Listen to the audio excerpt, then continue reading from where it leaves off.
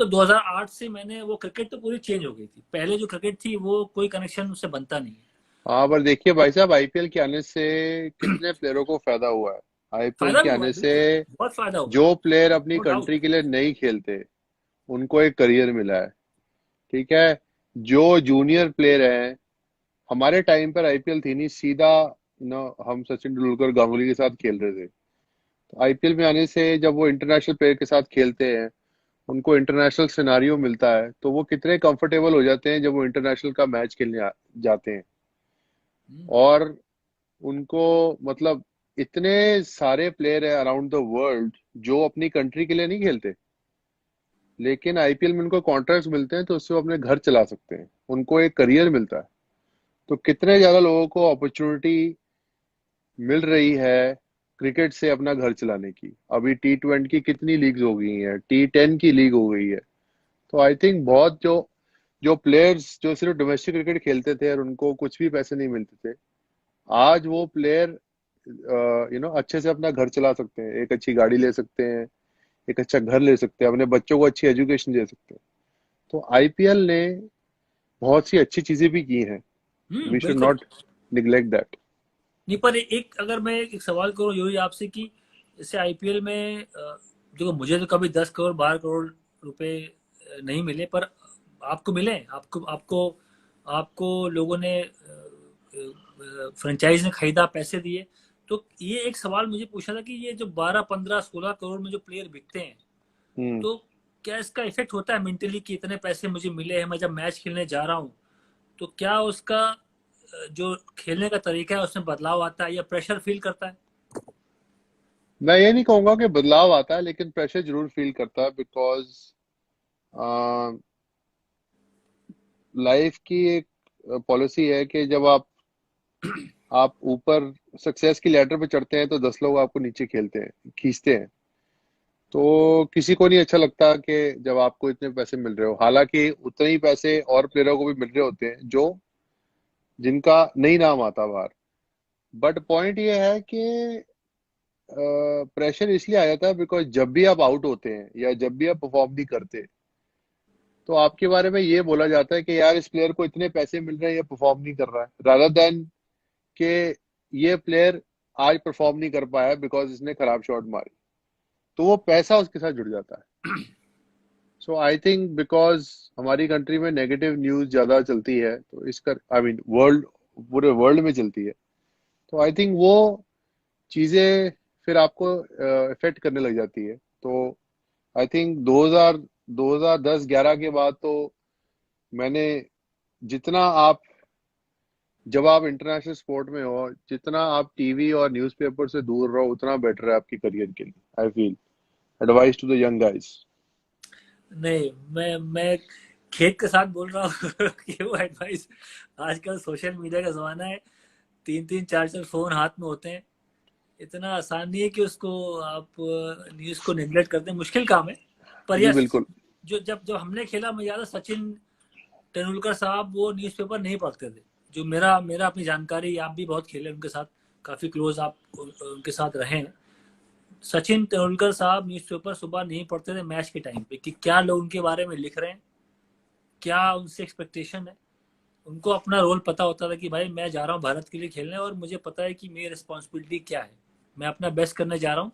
तो मेरा ऐसा जो जो जब मैंने उनके साथ क्रिकेट खेली, बहुत से प्लेयर्स थे जो न्यूज़पेपर पे इतना ध्यान देते भी नहीं थे, अवॉइड करते थे। सौरव गांगुली उनमें से एक नहीं थे। सौरव गांगुली को क्योंकि वो कैप्टन थे सौरव गांगुली कैप्टन थे, उनको दादा थोड़ा सुन तो नहीं रहे हो क्या बोल रहा है आपके दादा बारे में? दादा को पता चल जाएगा, चाहे सुन ना भी दादा रहे को हो, पता बालू चल बाची। जाएगा। और बीसीसीआई प्रेसिडेंट हैं इस वक्त पे भाई साहब, आपको काम नहीं करना है आगे? पर दादा, देखिए मैं पूरी बात खत्म करने दो मुझे, मैं ये बोलना चाह रहा था कि अच्छा, दादा कॉम्पनसेट करेंगे अभी आप, हाँ। दा, दादा को जानकारी रखना आवश्यक इसलिए था कि वो कैप्टन थे। हाँ, तो क्या हो रहा है, लोग क्या बोल रहे हैं, उनको वो कप्तानी में वो चीज इस्तेमाल करते थे। हाँ। और हमारे जो सीनियर्स है, उनकी ड्रेसिंग सेंस के बारे में क्या बोलेंगे आप? नहीं, हंस मुझे के भाई एक चीज साहब और खुशी थोड़ा। लॉर्ड्स की इनिंग के बाद, युवराज सिंह, लॉर्ड्स की इनिंग के बाद कुछ हमारे सीनियर्स भी थे जो हम लोगों को लगता था कि यार ये नए लड़के आए हैं, ये तो डांस नाच गाना करते हैं, गाने हल्ले मारते हैं, ये उस इनिंग के बाद थोड़ा उनसे भी रिस्पेक्ट मिलना स्टार्ट हो गई थी, ये मानो चाहे ना मानो। नहीं सही पहले ये बात था है, कि जब नहीं। आपने आपने हाँ। उस दिन रात को जीतने के बाद जो स्टेप किया था ना अंगूठे वाला, उससे काफी लोग इम्प्रेस हो गए थे। ये भाई साहब आपका पेटेंट स्टेप है ये, बेहतरीन। नहीं, मैंने देखा थोड़ा बदलाव आते हैं अगर आप मैच हम्म, जिता के लाते हैं, तो बिल्कुल फिर बिल्कुल सीनियर प्लेयर्स को भी लगता है कि ये ये जो नए घोड़े हैं वो काम आने वाले हैं लंबे लंबे समय के लिए। बिल्कुल। ये अच्छा मैं अभी। एक सवाल, आप एक बात और हाँ आपसे बोलो। पूछूंगा। हम्म। पता नहीं आपको याद है कि नहीं, अ, दिल्ली से चली ट्रेन गोवा के लिए, अंडर 16 जोनल टूर्नामेंट था। मैं सेंट्रल जोन से आया था, आप नॉर्थ जोन से आए थे, उसमें सोडी भी था। हाँ आपका खास खास मेरा मेरा जिगरी टीममेट। मेरा जिगरी सोडी भाई, आई लव यू। हम्म, हम्म। तो वो ट्रेन दिल्ली से चली, गोवा पहुंची 48 घंटे के बाद। तुमको एक बिस्तर मिल गया था ऊपर, वो स्लीपर बर्थ थी। तुमने वहां जो अपनी एक, तुम वहां लेट गए थे। और भाईजान मुझे याद है कि हमें पूछा यूं ही कहा, सब लोग बोले यूं पाजी ऊपर है, वो ऊपर है। तुम उस टाइम उतरे पे यूवी नहीं। पाजी कोई नहीं बोलता था यार, उस टाइम तो अंडर 16 खेल पाजी, रहे पाजी पंजाबी में लोग बोलते हैं, पाजी पाजी अच्छा। पंजाबी हाँ भाई बोलते हैं। यूवी उधर है। यूं ही उधर है, यूं ही उतरा नहीं। हाँ, इसलिए तुमको मैं नवाब बोला आज कि तुमने, तुम्हारा दोस्त बाहर गया, स्टेशन पे गाड़ी रुकी, वो समोसा लाया, वो चाय लाया, सर्व हुआ ऊपर, युवराज सिंह बढ़िया खा रहे हैं, उतरे नहीं तुम 48 घंटे तक। भाई साहब पहली बात तुम्हें याद तो, नहीं होगा। ऑर्डिनरी सीटर में अगर आपको सीट मिल जाए पहले तो वो छोड़नी नहीं चाहिए, ताकि कोई और ले जाएगा। हाँ। दूसरी बात, उसे भेजा मैंने, उसका समोसा और उसकी चाट की प्लेट और उसकी चाय वो मैंने अपने पैसों से स्पॉन्सर हाँ। की थी, वो तभी लेने गया, वरना भाई नो चांस। आपने वैसे जब आप कैप्टन थे आपने रविंदर सोढी को बहुत बारी बॉलिंग नहीं कराई कई मैचों में, तो आपसे भाई बहुत ये बारी अपसेट हो जाते थे। भाई ये कंप्लेन तो तुमने भी करी थी। नहीं मुझे तो वो कराता नहीं था बॉलिंग, बट आपने उसे बॉलिंग नहीं कराई, ये आपने सही नहीं नहीं, किया। तुमने भी मुझे कहा था उस 2000 जब वर्ल्ड कप जीते श्रीलंका में। हम्म। पर बाय द वे वो पारी आपकी अगेंस्ट ऑस्ट्रेलिया, हाँ, दुनिया कोई भी बात बोले, लॉर्ड्स की पारी, और भी आपने शतक बनाए, 6 छक्के भी मारे, पर वो जो पारी थी अंडर 19 लेवल पे, मैं अभी आपको आज बोला, मैंने पहले कभी आपको इतनी तारीफ सामने करी नहीं है, पर मैं आज तारीफ करता हूँ आपकी। ऑस्ट्रेलिया की टीम में Michael Clarke, Mitchell Johnson, Shane Watson, सारे धुरंधर, और आपने, हम लोग शायद 40-50 पे 4 हो गए थे, आपने वो पारी खेली। और पहली बार देखा कि मैंने कोई प्लेयर जाके डोमिनेट कर रहा है। जहां होता है कि मैं होता तो मैं शायद टाइम देता, पार्टनरशिप बिल्ड करता, बॉल छोड़ता, आपने जाते ही शॉट लगाई। वो जो फ्री फ्लोइंग आपकी बैकलिफ्ट है, वो आपको उस वक्त लगा कि यार इसके पास बहुत पावर है, वो हाई बैकलिफ्ट के साथ शॉट लगा रहा है।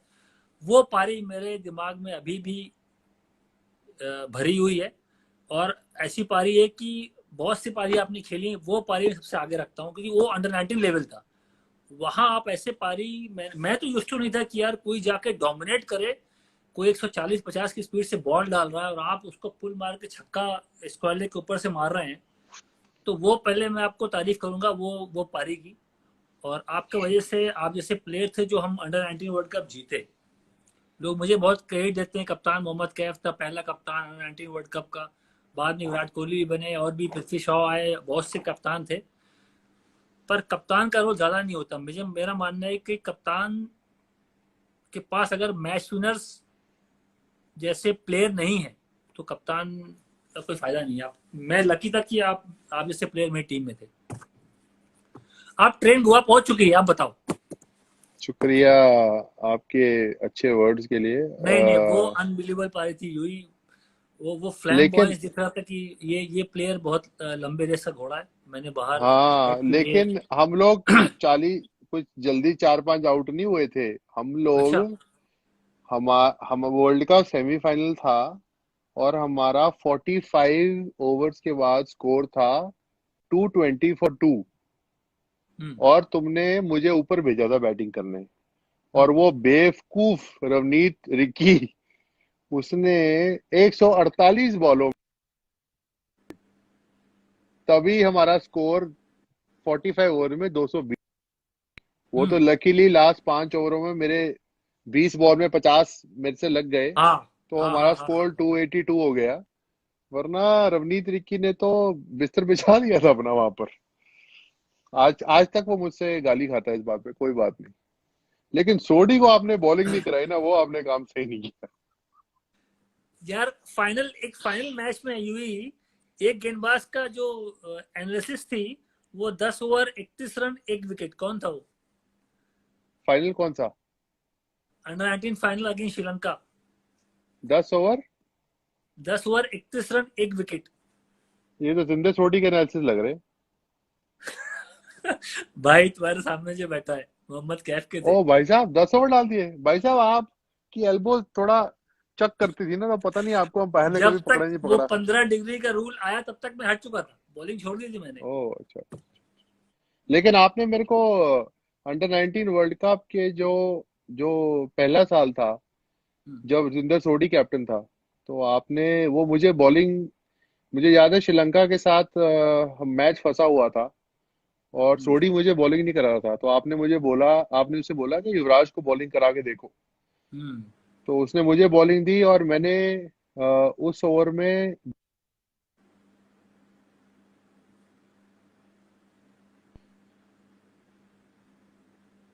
इतनी खुशी में, जो थर्ड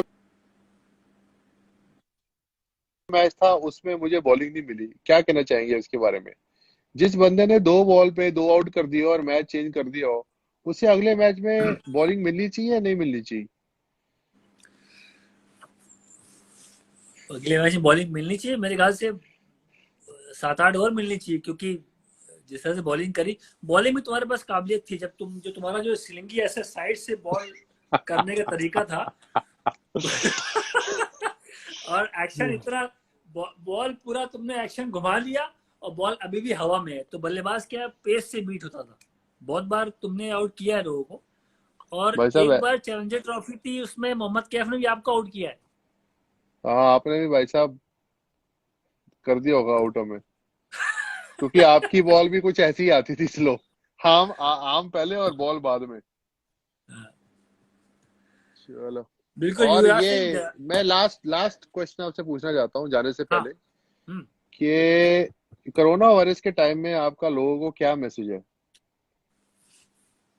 मैं अगर अपना रूटीन बताऊं यूं तो तुम शायद बिलीव नहीं करोगे कि जब से ये वायरस इंडिया में आया, आपको याद होगा हम 1 महीने पहले मुंबई में थे, और हम साथ में मैचेस खेल रहे थे रोड सेफ्टी का। तभी वहां से एक केस महाराष्ट्र में आया था कि कोरोना वायरस का एक केस पॉजिटिव पाया गया है, और वो टूर्नामेंट पोस्टपोन कर दिया गया। उसके बाद से मैं दिल्ली आया हूँ, मैं घर से युवराज सिंह बाहर नहीं निकला हूँ। हम्म। मैं अगर मैक्स टू मैक्स तो नीचे गया, थोड़ा सा मैं सामान जो रोजमर्रा का सामान जो होता है वो अगर पिक कर लिया, स्टोर से बंदा डिलीवर करता है, नीचे छोड़ता है, फोन आता है कि सामान नीचे नीचे डाल दिया है, बस। और सारे टाइम फैमिली के साथ, सारे काम मतलब मेरी बीवी ये देख रही होगी तो मुझे बताएगी सारे काम नहीं।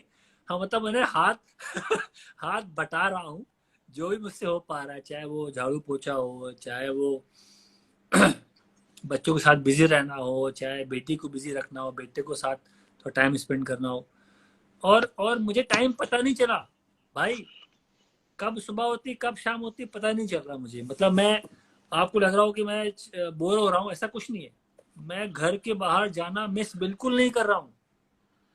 ये अच्छी बात है। आई थिंक हम्म। लोगों को भी इससे शिक्षा लेनी चाहिए कि अपना रूटीन बनाए इस टाइम पर, हम्म। बिकॉज बहुत सी फैमिलीज है, मैंने पहले भी बोला है कि हमारे पास तो चलो फॉर्चुनेटली एक दो फ्लोर है, हम्म। लेकिन बहुत सी फैमिलीज है जिनके पास एक कमरा हो, एक बाथरूम हो, उनके लिए बहुत मुश्किल हो रही होगी।